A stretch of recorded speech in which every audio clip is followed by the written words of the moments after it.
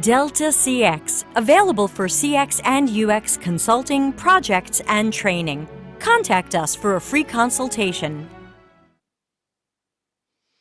Hello, everybody. It's Office Hours Ask Me Anything. This is Debbie Levitt from Delta CX. Don't forget to subscribe to the Delta CX YouTube channel. You can find it at deltacx.tv as a redirect if you'd like. It is May 5th, 2020, and Cinco de Mayo for those of you celebrating. I will be celebrating by waking up at 1 in the morning my time to speak to the Austin UXPA. A promise is a promise. So I'll probably look roughly like this because I don't wear makeup. So, except if I'm speaking live at your event, then I do put on some. So we've got lots of questions. We've a few questions people have already asked, but I always devote an hour every Tuesday at roughly 6:15 p.m. Italy time. Translate that to your own time. For any questions you guys have about CX or UX, careers, jobs, anything you want to talk about. And in fact, let me throw on the screen the super link to the secret question asking place. Some of you are like to ask questions through YouTube and LinkedIn, which is always welcome, but some have questions that are a little bit more sensitive. Maybe it's about a situation at work, and you are welcome to use the anonymous question asking link. And this link is open all week round. So I collect questions during the week, and then I've got them here ready to go. So we'll get to that in a moment. And just a reminder that May is packed with all kinds of live streams that I'm doing. I will be streaming 3 times a week for May, which means you will be like, oh no, look, Deb got a pimple. Oh no, Deb got a bug bite. Oh look, Deb's pimple went away and her bug bite's better. You're gonna know me that well. I hope that's okay. So welcome to everybody who might be watching right now. We've got LinkedIn chat room open as well as YouTube. I am monitoring both. And I'm going to start with some of the questions that I previously got during the week through the anonymous link. But if you have any questions at all, please jump right in and ask them, and I will answer them all in order.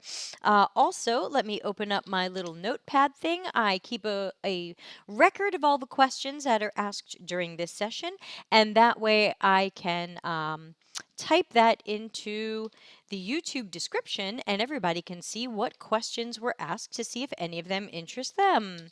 So let's see. Okay, I've got my first question ready and my first answer. So here we go. The first question came, I think, just as we were ending last time, so I don't remember if I read this out loud or if I didn't see it until we went off the air. But it says, hey, Debbie, I'm a junior UX designer and I would love to keep upskilling. What courses do you recommend? I know there are some boot camps out there, but I'm really after quality. Do you have any recommendations? So, thanks for asking. My answer is probably best represented by yesterday's podcast. So, I would say please go to the YouTube channel, which is Delta CX. Look at the playlist for live podcasts, and I think it's accidentally at the bottom. I'll move it up later. Live podcasts playlist. Look for episode 37. So you want to get into UX, May 2020, and it's my suggestions for that kind of thing. In general, I hear good things about interaction design foundation courses, though I haven't taken any of them myself. I wouldn't bother with courses on design thinking. I do recommend curiositytank.com for UX research courses.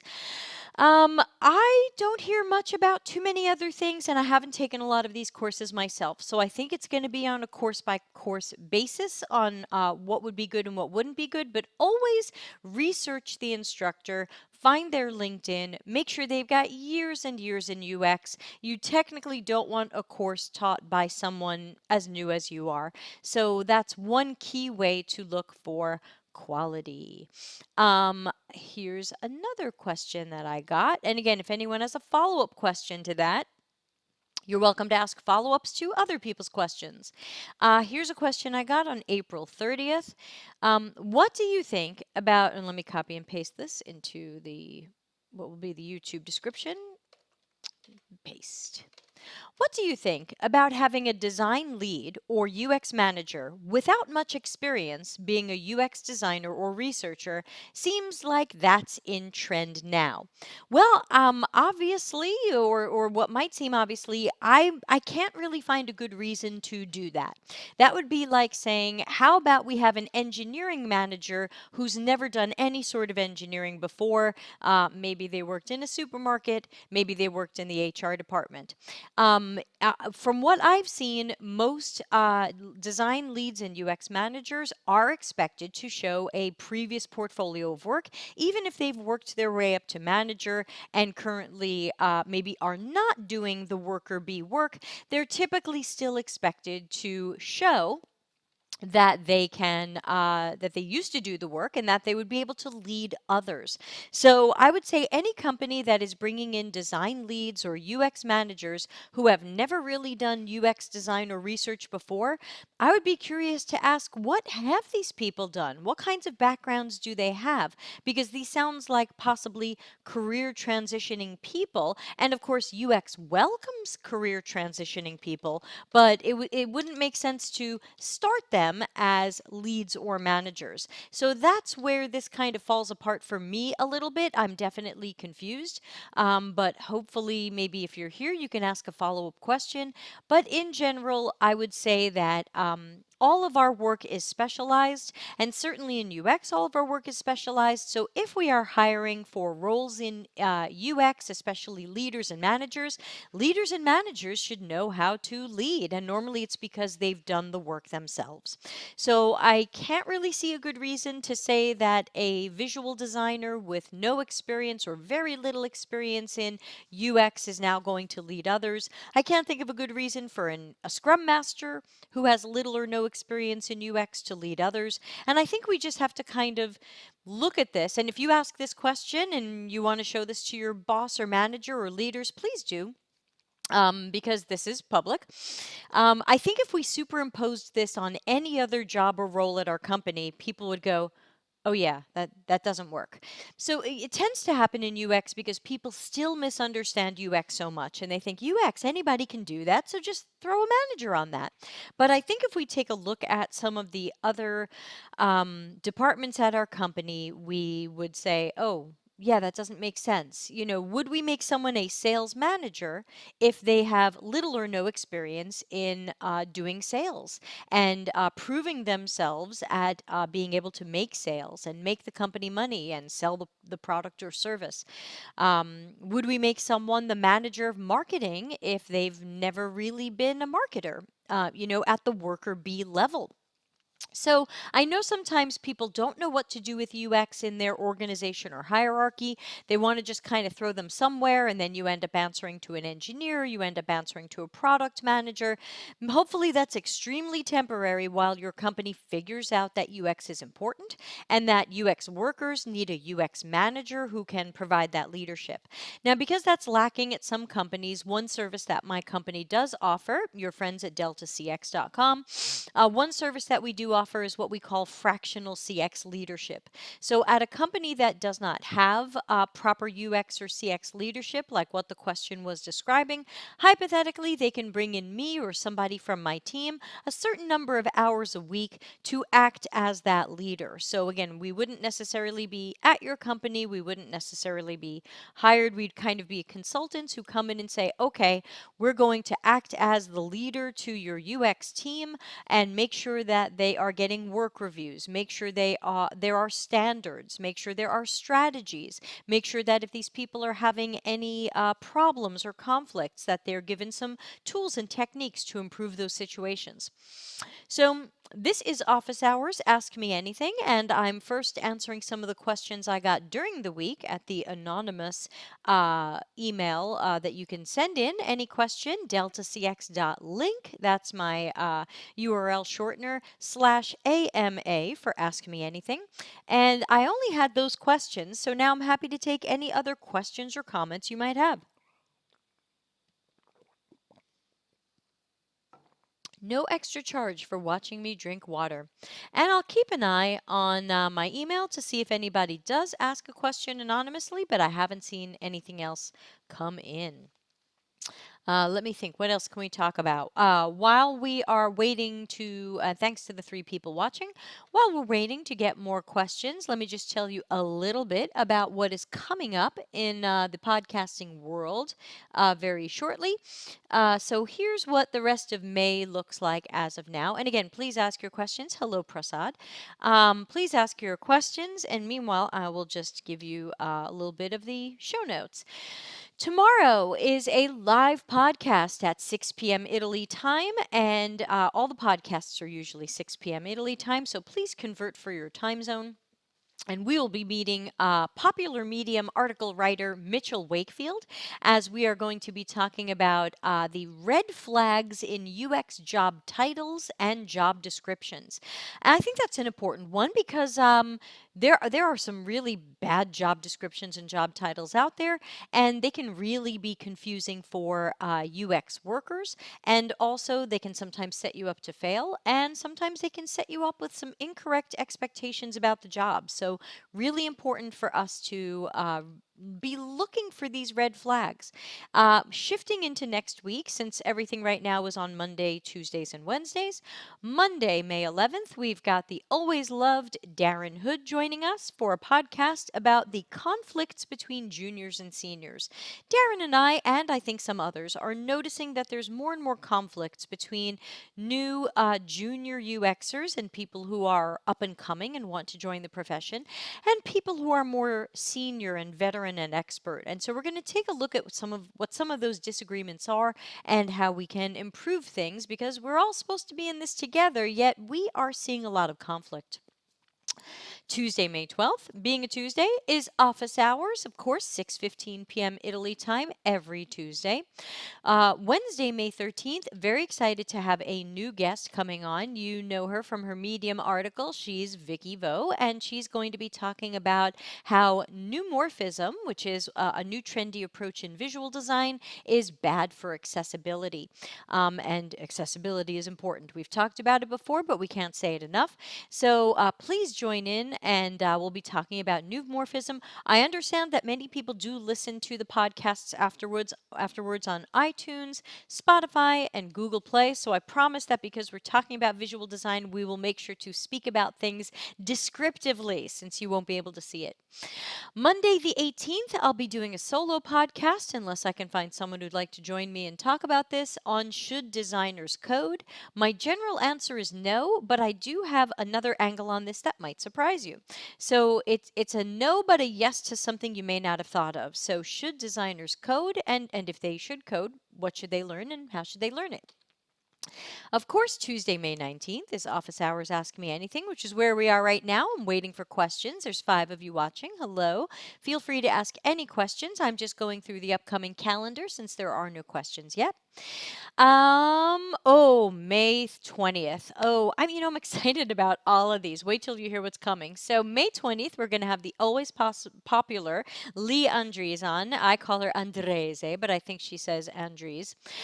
She's going to be on talking about how to create great relationships with great recruiters, how to understand different types of recruiters, and maybe some red flags for when a recruiter maybe isn't worth your time. I know I felt that way from time to time. So, how do we figure out who are the good recruiters, and how do we make better relationships with them so they are more likely to find us jobs? That's Wednesday, May 20th. Mark your calendars, everybody. Monday, May 25th is Memorial Day in America. I don't know, you might be barbecuing for 15 or fewer people wearing a mask and social distancing. But I hope you'll join us at 6 p.m. Italy time. Or, of course, these are all archived on YouTube. You can watch them later. And, and we've got a question from Niku, so we'll come into that in a moment after I finish the May schedule. Monday, May 25th. Mark your calendars. We've got Dr. Seth Finkel coming back, everybody's favorite podcast psychologist, fully qualified psychologist, I should add. And we're going to do one that nobody's asked for, but I think everybody wants, which is how to recognize a narcissist at work and what can you do about a narcissist at work. It's tough stuff. We've all dealt with it. And in many cases, you didn't even know you were dealing with a narcissist and you didn't know what to do. So, how do we recognize those people and what can we do? Tuesday, May 26th, office hours, and Wednesday, May 27th. I've just added this one in today because someone wrote me a private message and it sounded like a good idea.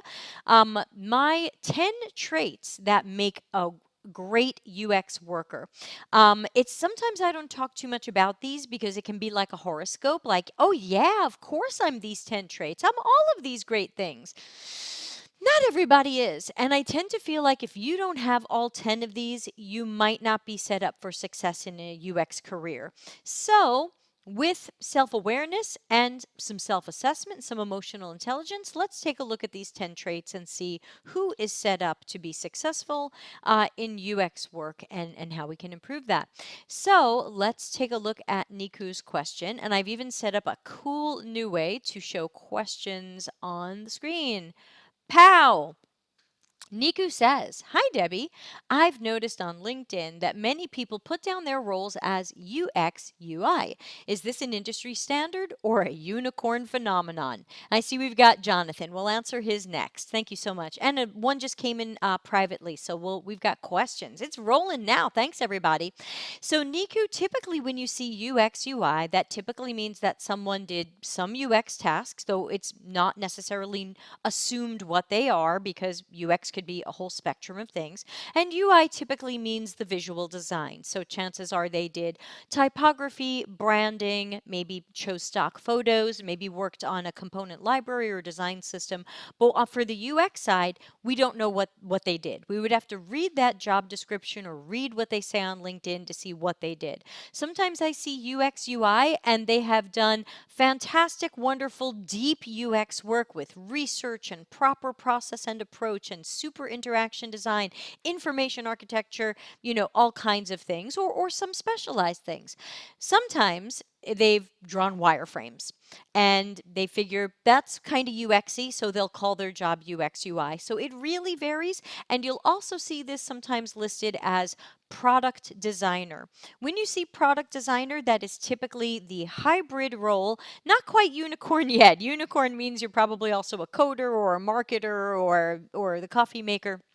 But both UX UI and product designer tend to imply that you are doing one or more UX tasks and also the visual design, which is why I don't apply for any of those roles as I'm not a visual designer. Thank you, Niku.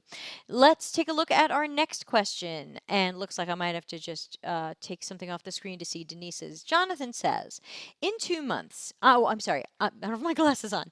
I'm 2 months into my first official UX design role. Congratulations, Jonathan. I'm a little disappointed that my supervisor, the only other UX designer, is not giving me the mentorship and training I was hoping for. It's great because he isn't hovering over all my projects, but I also feel like I'm not developing as quickly as I want. Any tips or suggestions? And Anna wrote in right after that and said, Jonathan, I'm going through the same thing. Now, I talked about this a little bit yesterday in my podcast, episode 37 of the podcast, about some of the downsides of being new in UX and how boot camps and other schools are making it sound like, hey, just, get a job and they're going to support you and mentor you and you're going to learn on the job. And then you get there and you find out they're not. It's not set up for that at all. And I'm suggesting that more and more people try to find that out during the interview so that, if this is disappointing or a deal breaker, you find that out earlier rather than being surprised by it. But let's talk about what you can do after I take a drink.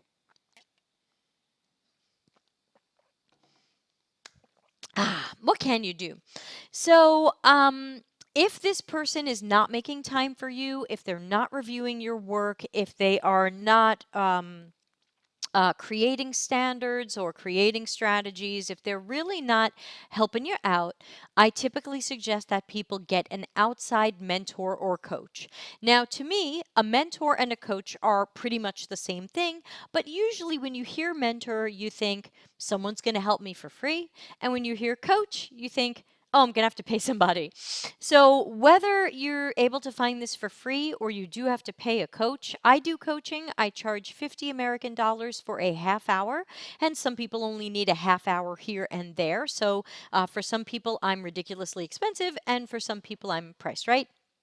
But I think that it's important to get that outside person, because if you already know that that person is not going to support you in the way that you preferred or imagined, we can't wait for that person to become something they're not, or to have time for something they didn't plan to do, or for this company to come up with a policy or practice that they had not intended on. So I think it would be best to get that outside mentor or coach, because you're going to be talking about, oh, I forgot to write these questions down. Hold on. Somebody help me. I've got to write these down for later. So because you're unlikely to get that, it's important to get it from somewhere, but make sure that you get make sure you do a signed non-disclosure and confidentiality agreement, so that you can make sure that whoever you share this with isn't going to tell your secrets to anybody else. So it's important to make sure that your privacy is going to be protected, because you're probably going to show real work and things like that. And Oz adds, not everyone is a good mentor or wants to be a mentor. I agree with Debbie. Find a willing mentor on your own. Absolutely. And you can always poke around LinkedIn. It's hard because if you've connected with people at your job, you might not want them to see, hey, I'm looking for a mentor. So it's like, oh gosh, how do you even find these people? I would say maybe ping privately some of the people you trust and respect in UX. Now, if you're pinging speakers and authors, they don't always have time to do mentoring. You can try, because maybe they know someone else. So you can ping that speaker, author, guru, somebody, and say, do you do mentoring or do you do paid coaching? And find out what they do and if what they charge. And if it doesn't work for you, see if they can recommend someone else. And so I'm an option, but surely you can try to find other people as well. But I believe very strongly in trying to help people. The downside is I just can't give away a lot of my time for free. I do mentor some people for free, but then at some point I say, okay, that's all. That's all the free peeps I've got time for. Otherwise, you guys know me. I would be mentoring people for free 80 hours a week. And how would I drink my delicious watermelon agua fresca from True Lemon? Not sponsored. I just love their stuff. All right. Jonathan and Anna, does that help? Please write a follow-up question if you want to give me a follow-up question on that. Let me check quickly. We do have two private questions. So let's take a look at the private questions, and then Denise, I promise I'll get to you. I'm just trying to go in roughly chronological order. So this question came in through the link that you can use, and it says, what is the appropriate LinkedIn title for a UX designer or a UX researcher and be understood by non-UX people? That's a tough one, because in general, we're not understood by non-UX people. So I think that you should put whatever is the most correct title for the work you're doing. If you are doing UX research, you are a UX researcher. If you are doing UX design and information architecture, I would call you a UX architect. So I think it's okay for you to use those titles, because let's face it, we don't understand other people's titles. I don't understand what all the engineer titles do. I don't always completely know what a DevOps engineer does. I know a little bit about DevOps, but I can't claim to know everything. So if something says DevOps engineer, I'm not totally sure what they're doing. What about a solutions architect? I only know a little bit about what they do. They probably know the same amount of us. So I would say don't worry too much about adjusting your title for what people outside of our industry might perceive. I try to give people the best names inside our industry for what we're doing. I'm trying to shift people towards CX instead of UX. So I would give people titles like CX researcher, CX architect. I've been shifting away from designer, because that's too often confused with visual designer. And when people see designer, they think you make pretty stuff. So I tend to prefer architect for anyone doing information architecture, interaction design, or both. Also, in my book, Delta CX, I recommend that if you are doing a combined job, which I generally recommend against, but sometimes we're doing them, Like sometimes I get brought into an agency as a freelancer and they want me to do research, architecture, design, testing. So, what I recommend is you try to get the title that reflects all the things you're doing so that people understand that you have all of these responsibilities. I know it makes your title longer, but I'm also hoping it'll get you more recognition and respect. So, if you really are responsible for the research as well as information architecture and design, I would like to see you called a CX researcher and architect, or architect and researcher. I don't know, I like researcher and architect like that. It could be UX, but those are my suggestions for titles. Thank you for the person who wrote that privately. We have one more private email, and then I'll get back to Denise. Always good to see Denise. Someone wrote, any thoughts on digital transformation, design, process, culture changes, changes in the wider organization instead of just design team transformation? Wow, you guys are going to think I planted that question because my answer is please read my book. That's what my book is about. My book is about the transformation our companies need to make when we start prioritizing quality over speed. So that's why I've named it Delta CX, of course, Delta CX, and the truth about how valuing customer experience can transform your business. So it's a more strategic than tactical book on that type of digital transformation. I hope that whoever wrote that question feels that that's sort of an answer. Obviously, to give a longer answer about the design changes, the process changes, the culture changes, the changes in the wider org, that took me 191,000 words. So I would say perhaps if you're interested in that, I can convince you to please buy my book. Yes, no, maybe. I see I have a little layering problem here. Oh well, so my logo's under my bar. I'll fix that another time. I have fun with my little TV system. So a lot to say about that, but not in a short period of time. But thank you for the question. Let's jump back to Denise. Denise has a question. I started in a new company and I asked in the first week, what is my goal in this company? Right away, Denise, that's something I'm starting to recommend that people ask in interviews. Imagine if you knew that in the interview process. Hey, what's my goal? How do you define success for my role? But continuing with your question, I just could think about my personal goal in my profession and I chose this job to get more UX design roles. And of course I get it. You know, this is a tough job market right now and it's fantastic that you've got a job at all. But Denise says, I wonder how to find my goal, motivation in this company and stay engaged with their goals too.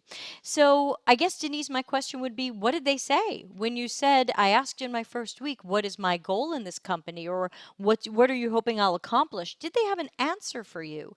Let's see, we're getting more questions. So Denise, write me back, let me know. LinkedIn is often delayed about 2 minutes, but there you go.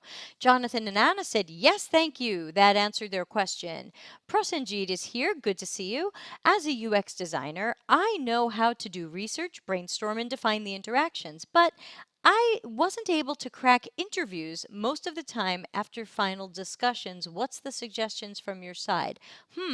I'm not totally sure what this question means. Maybe you can give me a little bit more information. I think you mean that you know what you're doing in the terms of UX, but you're not doing well in job interviews. Can you give me a little bit more information? I'm not sure I'm understanding your question correctly. So let me know if I'm close there, and that way I can answer it. Meanwhile, don't forget that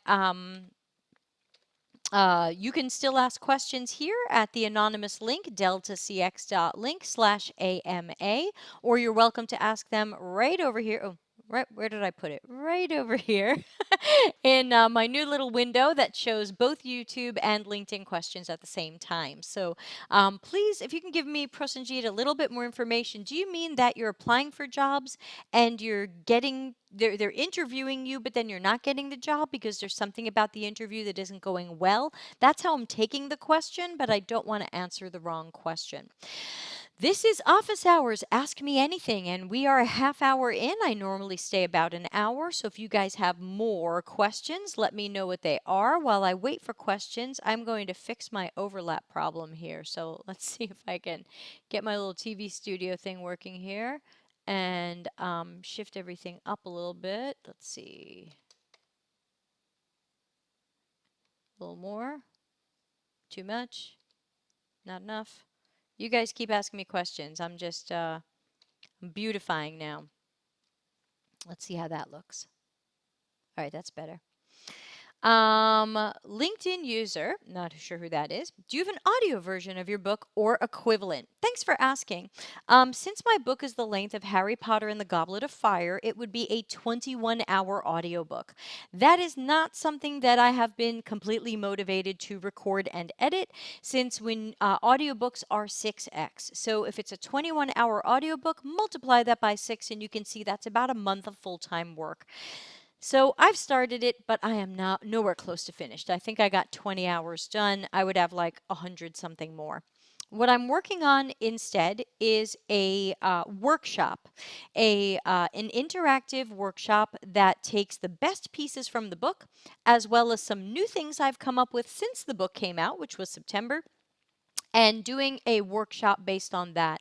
And that way, the video course is easier for me to keep up as I add and change material. The book is the book. So the book doesn't get to change. And when I've written some new stuff since then, it's not in here. And that makes me a little sad. So I would say the audiobook is just not totally coming yet. Let's write that down as a question. Is there an audiobook of delta CX or an equivalent? Equivalent. Can't spell today. Prosenjit is back and says, I am submitting design challenges, and when they call me for the final round, I'm not able to crack. I'm guessing you mean you're getting interviewed, you're doing a design challenge, and then you're not getting the job or moving past that. That's what it sounds like to me. Let me write that into your question. I'm submitting design. Sorry, I'm typing down everybody's questions so they can end up in the YouTube description so people can more easily see what happened during the office hours in the archive. I'm submitting design challenges.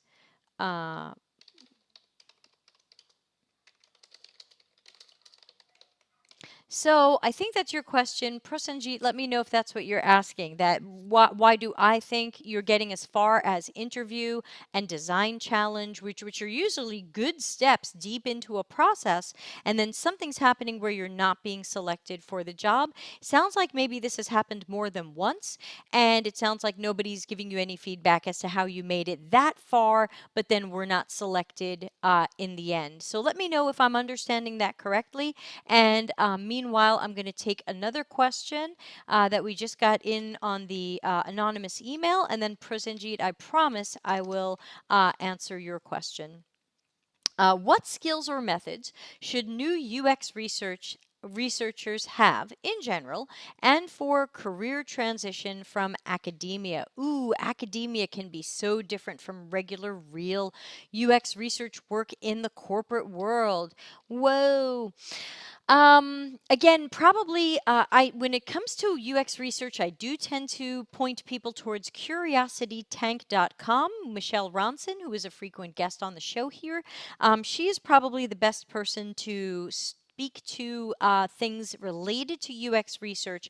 Some of the things I've noticed from people coming from academia is that they don't have as good a sense of UX research project timing, budget, or strategy, because they've typically been used to academia saying, well, here's the amount of money we have. Now we're going to spend months researching, a year researching, 2 years researching, whatever it is. In the corporate world, we get much, much shorter time frames. But what skills or methods should you have? All of them? I mean, it depends what level you're hoping to get a job. If you've been doing UX research in academia and you're hoping to transition to UX research in the corporate world, then I would expect you to be able to handle most common UX research tasks and to be able to write appropriate reports with good nuggets. Sometimes academic reports are very, very long because people love long papers, long reports. In the corporate world, people want more nuggets and bites and digestible things. So I would say you might need to change your reporting style, but really I would expect you to understand everything about observational research, interviews, so a lot of the qualitative research, maybe some of the quantitative research, since sometimes people will run a survey just to get some baseline information. But really, it would be a mountain of the qualitative stuff. But I am not a UX research specialist. It's my short bar of the T, so I'm good at it, but not a specialist. So I would probably ping Michelle Ronson and see what her feedback is over at curiositytank.com. Prosenjit says, yes, you got it. That was my question. All right, so let's try to answer this. Why would someone get interviewed, which is a great first step into a job process, get to the design challenge, which usually means they liked your interview and they want to see your work, and then somehow not get the job? Now, it could be any number of things, so I'll throw them all out there as I think of them, and let's see if any of them could be true. Now, number one, it could just be that you are up against very strong candidates and that there are other very strong UX practitioners who have gone through their interviews and handed in design challenges, and they're looking at 2 of you, 4 of you, 10 of you, whatever it is, and they just happen to choose somebody else, and it's just the luck of the numbers, and it wasn't necessarily that you were bad.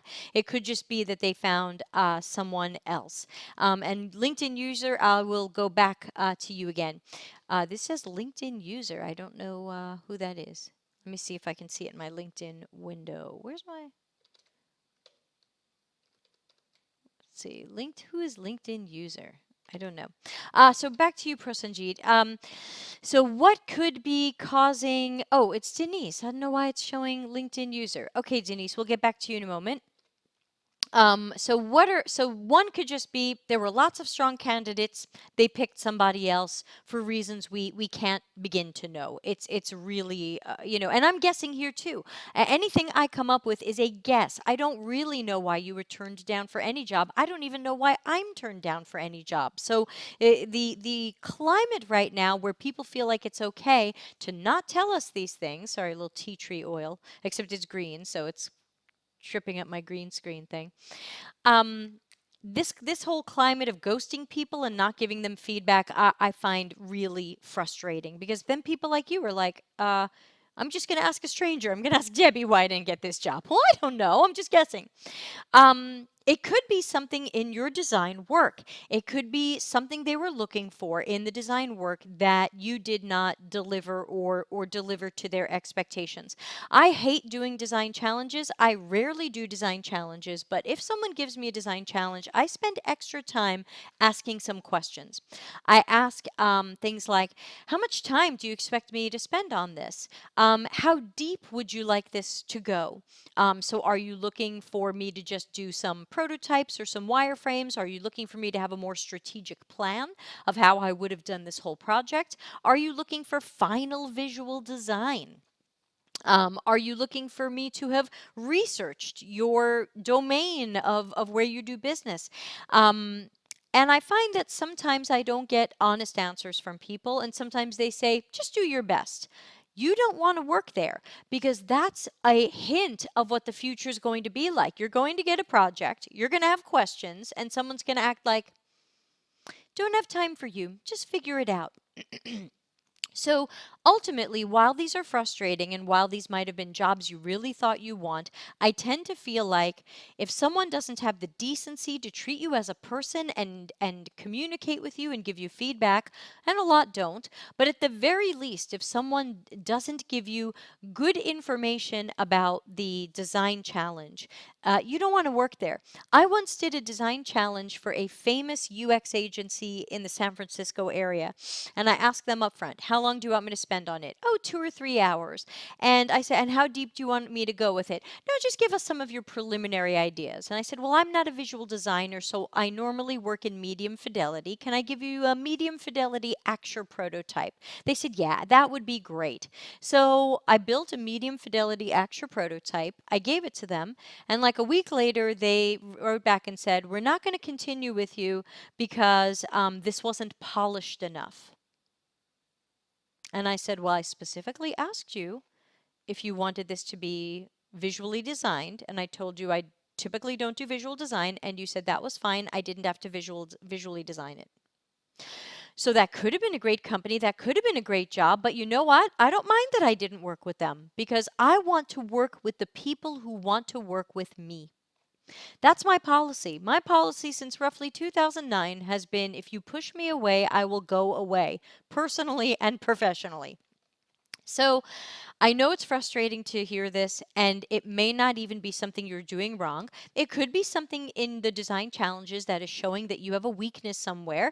Perhaps you can find a mentor or coach who will look at these design challenges and see if they see something that says, oh, yeah, if I were a hiring manager, I would notice that you're not strong at this or you didn't communicate this well. So see if you can get a mentor or coach to look at some of these challenges and see what they see, even though we're all guessing.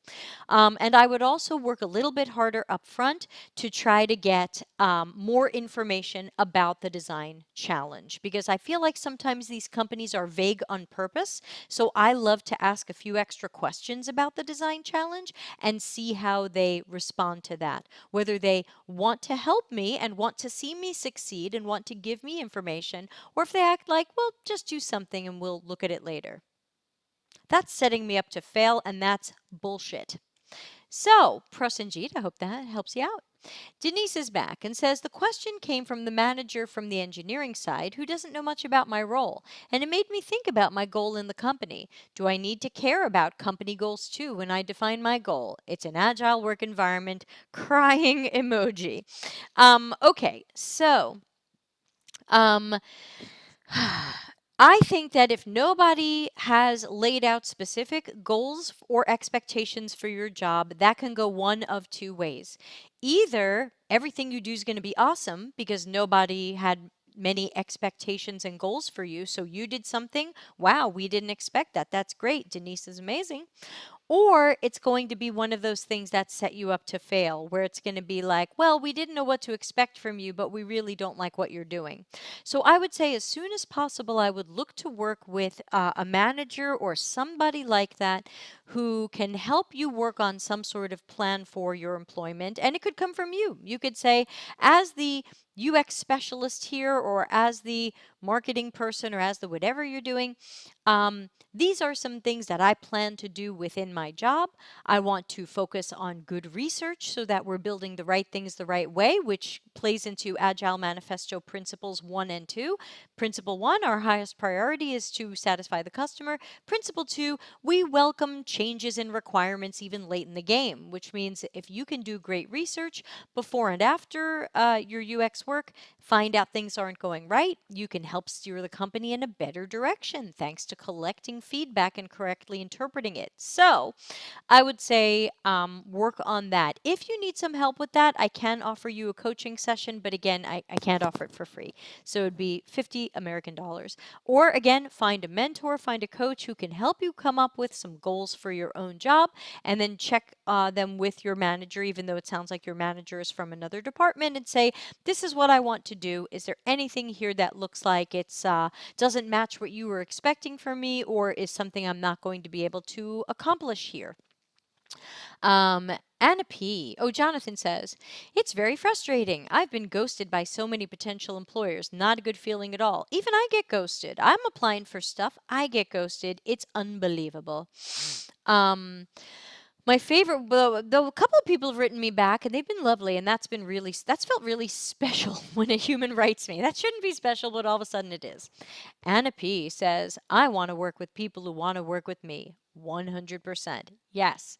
And I feel strongly about that. Sometimes I go, "Oh man, that was a job I really loved and I was passionate about it and I worked so hard and I went through so many rounds of interviews." And then I say, "Ah, you know what? I'm just going to assume I dodged a bullet. I want the job that wants me. I want the job that I'm interested in, and I want them to want me. If they don't want me, if they don't get what I do, if they want to bring—" I was telling somebody the story today about the time when I got hired by a very famous agency, and during the interview they said, "Oh my God, we need you. We need your expertise, we need your experience, we need your thought process, we need your prototyping. Oh my God, we have a project that is failing and we need you." And I was like, "Awesome. I love saving messed up things." And within the first week I could tell they weren't going to let me do anything. I wasn't the lead on the project, I was the senior. The lead, every time I prototyped something, the lead said, "Don't design anything. Just prototype my ideas and the artist's ideas." So I hung around for a few weeks, and when it didn't get any better, I quit.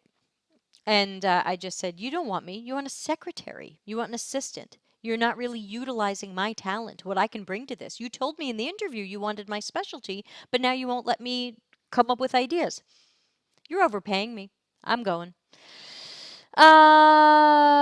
Let's see. It's coming up as a LinkedIn user. Who is it? We got lots of people here. Bill is here. Neha's here. Bill. Bill is coming up as LinkedIn user. I don't know why. So Bill says, "I've done design challenges that go nowhere and others that do. My consciences tell me that they're looking for the same thing. There is a lot of unpaid hours. I did one for Google. They said it would take 16 hours. It took me 40. At what point do you say, here is a design challenge I did for company X. Would this work?" Great question. Let me copy and paste this into my list of questions we answered today. I want to talk about this. I've written a number of blog posts about should we do design challenges and under what circumstances should we do design challenges. This is my opinion on this. Number one, if you have a veteran UX expert, 6, 7, 8 years or more, presumably a manager, and presumably, unlike what we heard earlier, someone who worked their way up to manager by actually knowing what they're doing, then I can look at your portfolio and your resume, but more your portfolio, and I get it. I can tell if you know what you're doing. I can tell if you know what you're doing, but you have some different styles from me. I can tell if you don't know what you're doing. I can tell if you do surface things without depth and quality. I can tell if you have depth and quality. I can tell if you might have depth and quality, but you did a bad job telling your story. Then I might bring you in for an interview because it could just be the storytelling. I don't give design challenges, but I'll tell you what I do give. So I run my own agency, Delta CX. When we get a project and it's too big for just me, I bring in other people. I've got a pile of people who I normally pick from, but how do you know who's going to be right for the job? What I typically do is I take one of the tasks that we're going to do for this project. I give people all the information that I have to that point. And I say, please do 3 hours of work, and I'm paying you for 3 hours of work. So if that person gets $70 an hour, I give them $210, and I say, please do 3 hours of work. It's not finalized in any way. It can be medium fidelity, it can be a sketch, it can be an Acture file, whatever. Just show me where you would start to go with this and why. And really what I'm testing for is project fit. I'm not testing if you can do the work. If I'm working with you, you can do the work. I'm testing for project fit. Are you someone who's going to click well with this project? Does the domain interest you? Do you have any previous domain knowledge that helps us here? Or can you pick it up quickly? So I think that I like to I don't think of it as a design challenge. I think of it as a small paid micro project to see if you are a project fit. So to get back to Bill's question, at what point do you say no? Or at what point do you say, here's a design challenge I did somewhere else. Will you just take this? I think there's a huge problem with design challenges. And I also think that they're very flawed because very rarely do they have the UCD or the HCD spectrum. Sometimes it's like, hey, our company makes thingies and our thingies look like this right now, and we're hoping you could make us some wireframes to see what you would do with it. Do you have personas? Do you have research? Do I have domain knowledge? Do I have to go get domain knowledge? I think that Google and Microsoft tend to give these things. Somebody else said they had done a challenge for Microsoft, and I saw it, and it was off the charts, banana pants, unacceptable. It was like, thing one, research our domain and become an expert in this particular aspect of financial transactions. And then design pretty much an entire website for how people would organize and control their investments. I know you're Microsoft. I love Microsoft. I'm a Windows user. But that's just not okay. It doesn't make sense. You can't ask someone to pretty much build your project or product as a design challenge. That goes beyond design challenge. If this is an interview process, I'm supposed to be figuring out if you are the person I want to work with. I've heard of companies who are scrapping design challenges and instead putting people into little team brainstorming sessions where nothing's on the line. You don't have to design anything. What if it were you and the product manager you're likely to work with and an engineer you're likely to work with brainstorming something that has nothing to do with the company? So again, if the company makes cups, you are not brainstorming cups because that would be free consulting. Do not give away free consulting. If the company makes cups, you are welcome to brainstorm allergy medicine, which is triggering my green screen. This is just a Flonase, everybody. You are welcome to brainstorm something related to allergies. Whatever the hell's on my desk, hand cream. Pick something that's not related to your company, put people in a brainstorming session, and just see how they work together. You will know if you want to hire that person. You will see what they are like as a collaborator. You will see if they have the leadership you want without being a jerk. You will see if they are meek and submissive, but you want that or you don't want that. Just put people in these co-working situations that look more like real life. Don't ask me to spend 16 to 40 hours designing your thing. You should be paying me for that. So, Bill, I got to tell you, I generally don't apply for those jobs or I withdraw at that point, especially if they haven't talked money with me yet. A couple of times people have thrown design challenges at me and I said, by the way, what does this pay? And it was like half of what I was used to getting. And then I was like, oh no, I'm not continuing. Thank you so much. Bill says, not a fan of design challenges. They're so subjective. Yeah, and who is assessing them? Who couldn't assess you from your portfolio and from an interview, but is now going to assess your design challenge work? I just don't get it. I don't. Neha's here. Hi, Debbie. I watched yesterday's video. It was great. Thank you, Neha. I hope it was relevant to what you're going through. For beginners like me, what type of UX sample or fake projects do you recommend for a portfolio? That is a good question. Let's copy and paste it into the list of today's questions. And we don't have any emailed questions, so I'll keep taking questions from the room. So let's see. So Neha, good to see you. What type of sample or fake projects do you recommend? First, let me talk about the ones I don't recommend. The ones I don't recommend is I redesigned famous website. I redesigned Facebook. I redesigned YouTube. I redesigned Zomato, or however you say that. Zomato. It doesn't totally make sense to redesign these famous websites because you don't really know what's wrong with them. You're guessing at what's wrong with them. You might not even understand who the target audiences are or what their needs are. And really, ultimately, you're just sketching screens you like better. So I tend to look at those projects, those and hackathons, as not really being good UX work. I resketched a screen. I made Facebook better. Based on what? Based on you guessing? Don't love it. Someone says same as Neha's question. Who said that?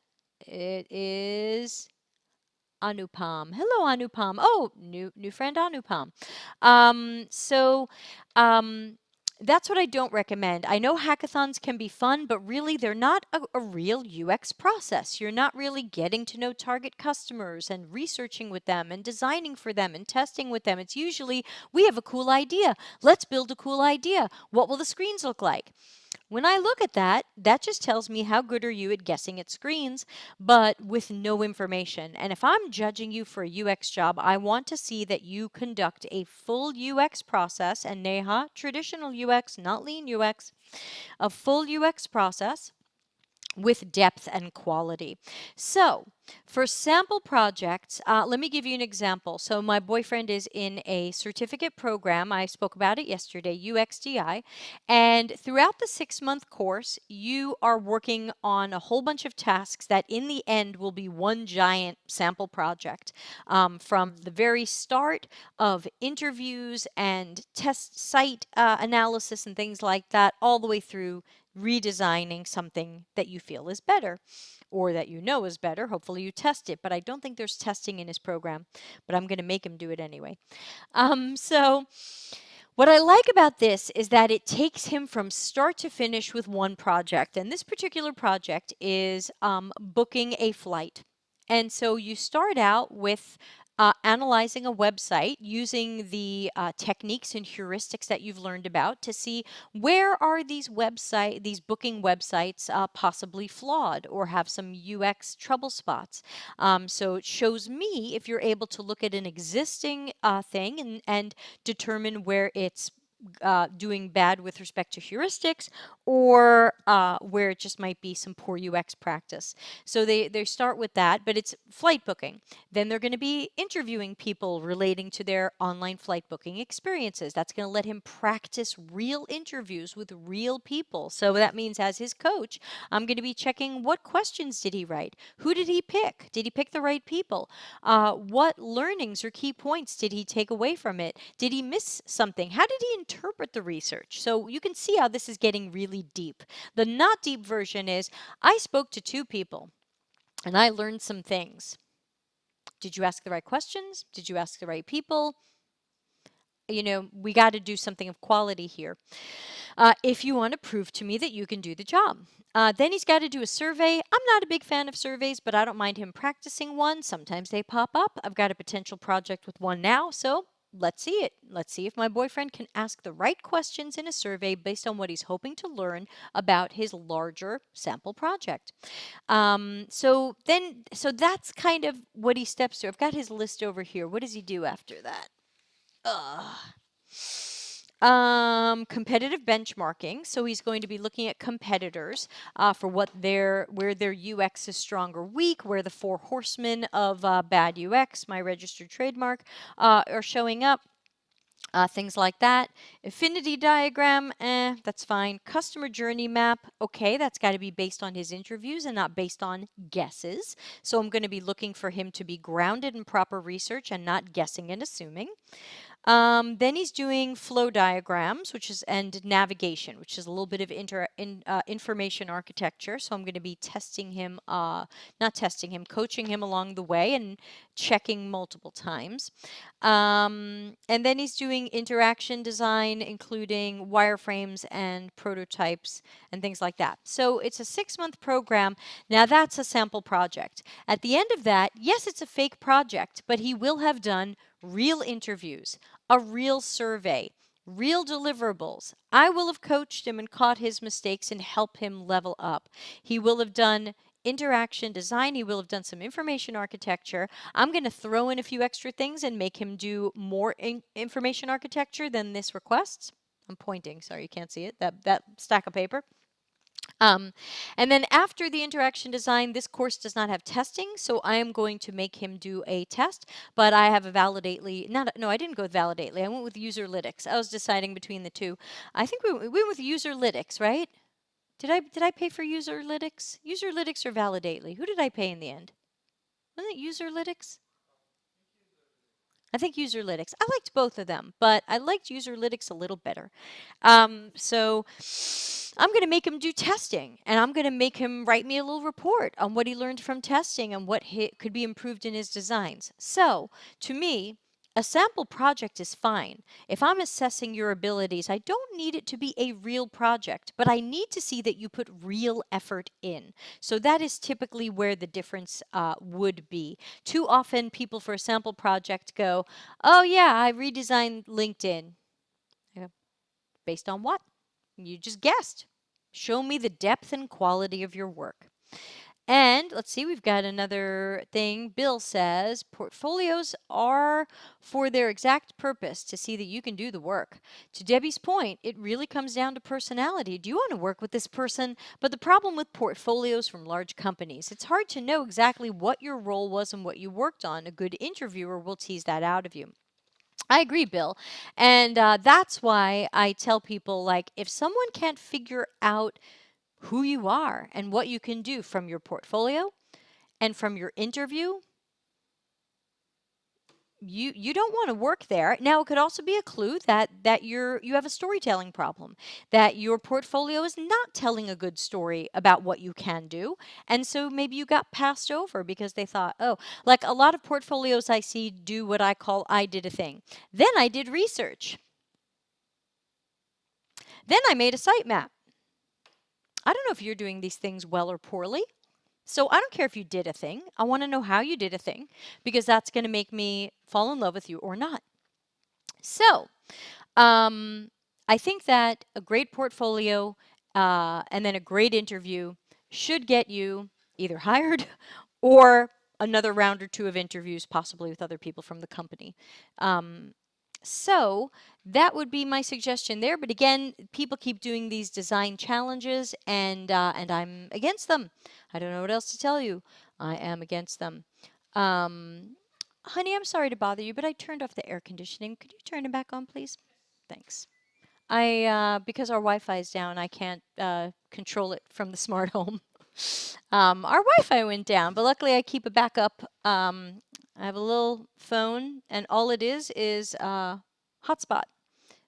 So that is my backup. Hopefully my transmission looks okay to everybody.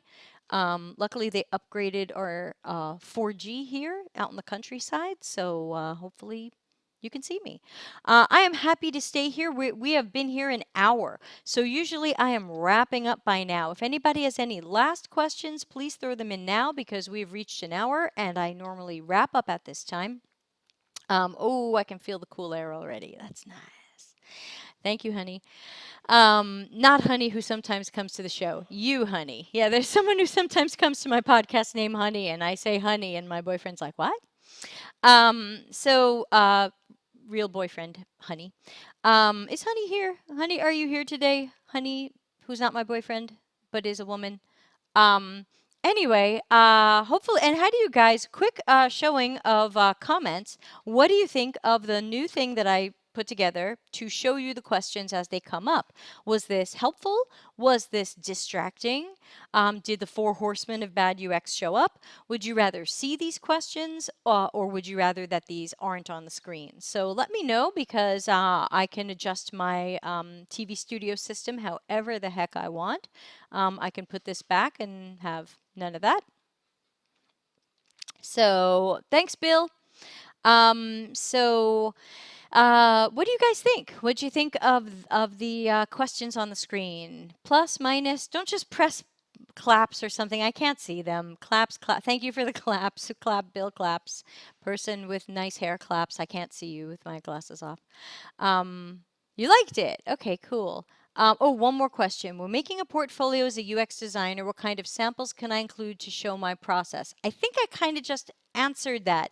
Anupam, can you let me know if I answered that? If not, let's talk about it more next week. But hopefully my long description of the type of thing my boyfriend's going to be doing is a great example of a good sample project. To me, the poor sample projects are just too shallow, and they're just too, hey, there was a web page, and I think I made it better.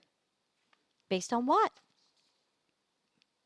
And don't say, I kept the customer in mind and I made it better. You don't know the customer. You made this all up. I just sent you a question. I assume that means I'm getting an email. Yes. Okay, Anupam, I did get it. Just know that LinkedIn is 2 minutes behind, so sometimes it looks a little bit slow. But I hope I've answered it, and if not, let's continue on next week's office hours or ping me privately. Everybody, I'm going to roll, but please join tomorrow at 6 p.m. Italy time. All the podcasts are 6 p.m. Office hours is 6:15 p.m. 6 p.m. Italy time tomorrow, we're going to have Mitchell Wakefield on from the UK, and he's going to be talking about some red flags that we tend to see in UX job titles and descriptions. Anupam's asking about IA. IA would typically be your process flows, structures, hierarchies, and taxonomy. So I would say show me your card sort, your analysis of the card sort, your sitemap, your tree test, your analysis of the tree test, and your process flows. That's some IA work. That would be depth and IA at depth and quality level. Okay, guys, I am going to sign off for now, but I will hopefully see many of you tomorrow as we journey back into another podcast with the Super Mitchell Wakefield. Everybody, be well, be safe, be happy. Don't rush out into public just yet. Practice social distancing, and I will see you all very soon. Thanks for watching. Delta CX is available for consulting and projects related to CX and UX strategy, leadership, training, problem finding, problem solving, and innovation. Learn more at deltacx.com.